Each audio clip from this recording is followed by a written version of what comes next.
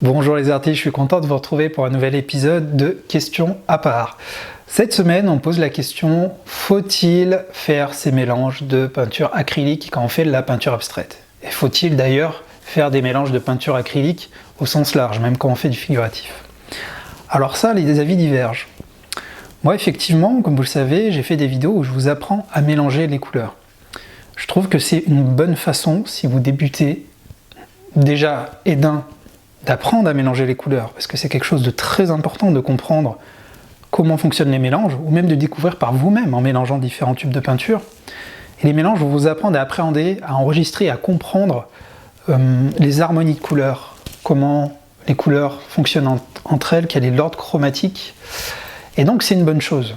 Et puis deuxième point qui est très très important, c'est que les couleurs que vous allez mélanger, généralement, c'est les couleurs primaires, pour après avoir des secondaires, des tertiaires, etc. Les couleurs primaires, jaune, bleu cyan et magenta, ces couleurs-là, vous les avez toujours dans des packs pour débutants, dans des packs, vous allez avoir ces trois couleurs, généralement vous avez aussi du blanc et du noir. Ces packs-là valent une dizaine d'euros, même en gros tubes. Donc il y a un gros avantage quand on débute, parce que je sais très bien quand on débute, financièrement c'est pas évident. On n'a pas envie d'investir des grosses sommes dans la peinture et du matériel, donc voilà, c'est ce que je vous recommande, c'est d'acheter ces trois tubes, ça ne va pas vous coûter grand chose, et avec ces trois couleurs, vous allez pratiquement pouvoir tout faire. Après, il faut savoir mélanger, etc. Mais le but c'est aussi de découvrir en mélangeant. Vous prenez votre cyan et votre jaune, et puis voilà, vous allez voir, ça fait du vert. C'est aussi simple que ça. Donc, c'est un bon moyen de découvrir, c'est ludique, c'est pas cher. Voilà, moi je vous invite vraiment à faire du mélange.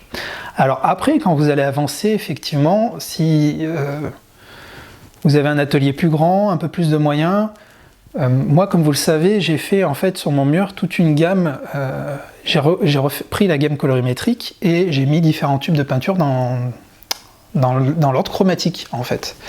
Et ça me permet vraiment d'avoir ces tubes qui font 120 ml, un tube classique. Ça me permet d'avoir à chaque fois une couleur rapidement sous le coude en fonction de ma création. Et j'ai pas besoin forcément de passer par des mélanges. Par contre, même sachant que j'ai ces couleurs-là, je vais les atténuer, je vais les saturer, donc je les mélange quand même. Je crée quand même des mélanges pour arriver à avoir vraiment la couleur exacte que je veux sur ma création. Mais voilà, ça peut être intéressant. Donc ça dépend de votre utilisation. Si vous êtes débutant, cherchez pas à acheter plein de tubes, achetez les trois couleurs primaires. Franchement, c'est ce que je vous recommande. Ça va vous durer longtemps, ça va vous permettre de comprendre les mélanges et vous verrez que votre apprentissage se fera beaucoup plus vite. Ça sert à rien de vous dégoûter dès le début en achetant plein de tubes de peinture que vous n'allez peut-être pas utiliser. Voilà, c'est mon conseil perso en tout cas. J'espère que cette vidéo format court vous aura plu. Si c'est le cas, cliquez sur le petit pouce bleu pour faire connaître la vidéo. Et n'oubliez pas aussi de vous abonner, cliquez sur la petite cloche en dessous pour tout recevoir. Je vous remercie et je vous souhaite une excellente journée. Je vous dis à très bientôt pour d'autres vidéos.